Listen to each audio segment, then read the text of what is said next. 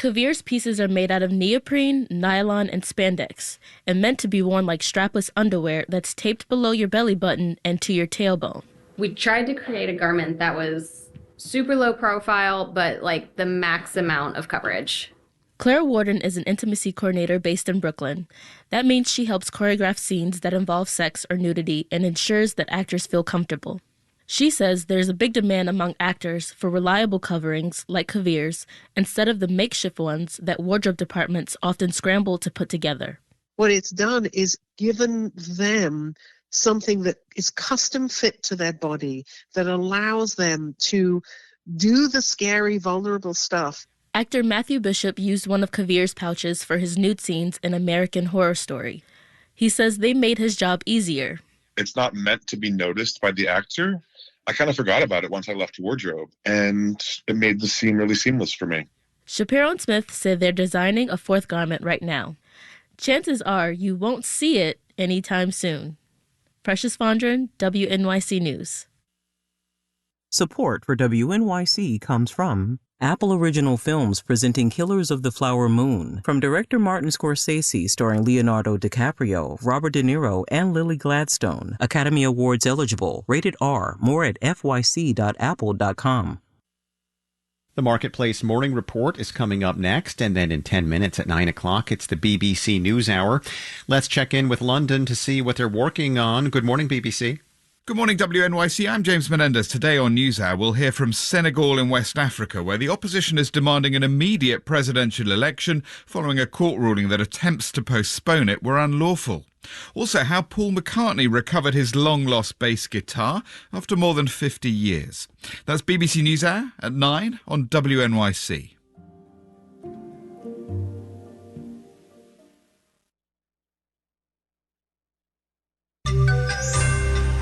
Manufacturing is hurting a little bit. Marketplace Morning Report is supported by On Watch, a new podcast from MarketWatch covering the financial news everyone is watching and how it's affecting the economy and people's wallets. New episodes each Thursday. From Marketplace, I'm Sabri Benashor, in for David Brancaccio. We got a snapshot of the manufacturing economy this week, and it was a little disappointing. Industrial production is a measure of what's being produced in manufacturing, mining, utilities. It fell in January. Economists were expecting an increase, and December's figure was revised down. So why might this be? Well, bad weather can do that, and interest rates are high, which slows a lot of things down. But there is at least one bright spot in all this, as Marketplace's Mitchell Hartman reports. Manufacturing overall fell nearly 1% from January of last year, but high-tech manufacturing of semiconductors and circuit boards rose by more than 20%. No, it's not a blip. Mark Zandi at Moody's Analytics says demand for chips is booming, starting with the auto industry. Production is steadily rising globally, and of course then there's AI. Meanwhile, the feds are spending tens of billions to build new chip factories, most of which aren't producing yet, says Ned Hill at Ohio State University's Manufacturing Institute. These are very large, complicated plants to design and build. There's also a long lead time to buy the equipment, so these plants are going to roll out over a 2 to 5 year period. Now, this alone won't jumpstart U.S. manufacturing. Semiconductors make up less than 0.5% of GDP, says Paul Ashworth at Capital Economics. So although it's growing at a very rapid pace, it doesn't do much, even to boost manufacturing overall. But that's beside the point, says Mark Zandi. This isn't about jobs. This is really about national security. We had to bring some of that chip production back home.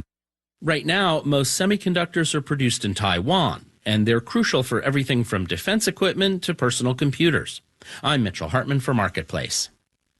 There's news just now that wholesale prices increased more than expected in January. The Producer Price Index went up 0.3% last month. It was expected to be up just 0.1%. That would be another data point this week that the fight against inflation is not over. With that, let's do the numbers. Dow and S&P futures are down in the 2 to 0.4% range, with Dow futures down 141 points. NASDAQ futures are up 12 points. The yield on the 10-year Treasury is 4.318. 8% jumped up on that inflation news. Nike is announcing job cuts. The sportswear giant said yesterday that it's going to lay off about 2% of its total workforce, which would be more than 1,600 jobs. The company is citing weaker profits as consumers pull back on discretionary spending. Marketplace Morning Report is supported by Progressive Insurance with Snapshot. Learn more about Snapshot at Progressive.com or 1-800-PROGRESSIVE. Snapshot not available in California or from all agents. And by the podcast Ripple, a new investigative podcast from Western Sound and APM Studios. Listen now to Ripple. Late last week, the Federal Communications Commission banned robocalls that use voices generated by artificial intelligence. That came after phone calls using AI to imitate President Joe Biden were made to New Hampshire voters during that state's primary. The fake messages tried to discourage people from voting. Authorities have issued cease and desist orders against 2 Texas companies they say were involved with the robocalls.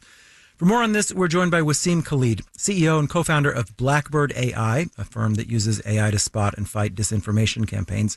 Khalid, thanks so much for joining us. Yeah, great to be here. Let's go back and hear that soundbite of the fake President Biden phone call. And just to be extra clear, this is fake. This is not actually President Joe Biden speaking. Voting this Tuesday only enables the Republicans in their quest to elect Donald Trump again. Your vote makes a difference in November, not this Tuesday. So that is not President Biden, but it is pretty convincing. This technology is pretty advanced, and it's only getting better, right? Absolutely. The thing about today's generative AI and technology-infused landscape is the tools that are available to do the kind of thing you just heard here have become so low cost and so easy to use by threat actors or anyone who's looking to deceive the public. It's made the ability to manipulate human perception so straightforward that it's going to just continue to ramp up. Are there less tangible or less obvious ways AI might be harnessed to manipulate people, whether that's in election years or not? Well, it's the combination, people fusing all of these things together to create much more convincing realities that can deceive people much easier. So you may note that very recently there was a $25 million transaction that took place because the person who was making that wire transfer actually thought that their CEO and other executives were on a Zoom call, and it turned out that the videos were superimposed over essentially avatars. They had simulated their voices using clips from their voices, and it combined it all together to create something that was very, very difficult to overcome by the average person. And that's because today, people aren't really ready for the kinds of kind of mind-bending technologies that are out there. That is nuts. A fake Zoom call, like fake video, fake audio, fake all of it. That's wild. And it worked. Right. Do you have any thoughts on what we as consumers should do to protect ourselves from this latest generation of malicious AI? With generative AI or any kind of media, you have to think that, yes, it very well could be fabricated and that technology will get better and better. So video, audio, they're all questionable. I would say the other thing is, for example, it's happened to many people where they'll get a distressed call from someone they know. And they say maybe they're in Mexico and in some foreign country and they've been kidnapped and they need money via a wire transfer or something of that nature. And this is happening pretty widespread as well, right? This is the analog just tip is if someone calls you and they say they're in distress, they need money or they need help or whatnot. I mean, I have, and many people I know now have like a code word with their family. And so people really need to understand what's happening in the information environment to protect themselves today. Wasim Khalid is CEO and co-founder of Blackbird AI. Thank you so much. Thank you for having me. Our executive producer is Kelly Silvera. Our digital producer is Dylan Miettinen. Our engineers are Jessen Dueller, John Brewington, and Brian Allison. And in New York, I'm Sabri Benishore with the Marketplace Morning Report.